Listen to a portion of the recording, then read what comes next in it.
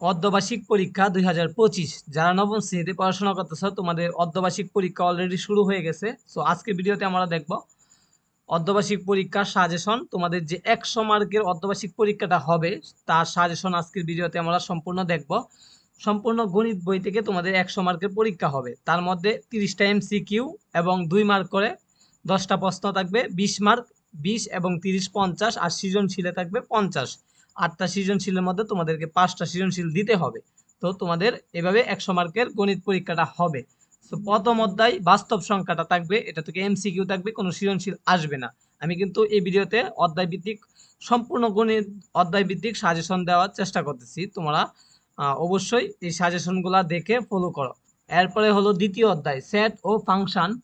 অনুশীলনী হলো 2.1 2.2, এটা থেকে সৃজনশীল থাকবে। তারপরে তৃতীয় অধ্যায় বীজগণিতের রাশি অনুশীলনী 3.1 এবং 3.2, এটা থেকেও সৃজনশীল থাকবে।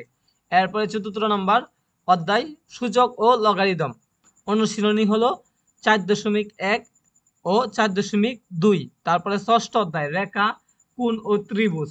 এরপরে এটা থেকে সৃজনশীল থাকবে না ষষ্ঠ অধ্যায় থেকে। উপপাদ্য নং 1 থেকে 16 পর্যন্ত।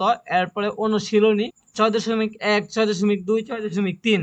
এরপর সপ্তম অধ্যায় ব্যবহারিক জ্যামিতি সম্পাদ্য থাকবে। ব্যবহারিক জ্যামিতি থেকে 1 থেকে 5 পর্যন্ত সম্পাদ্য তোমরা শিখে ফেলবা।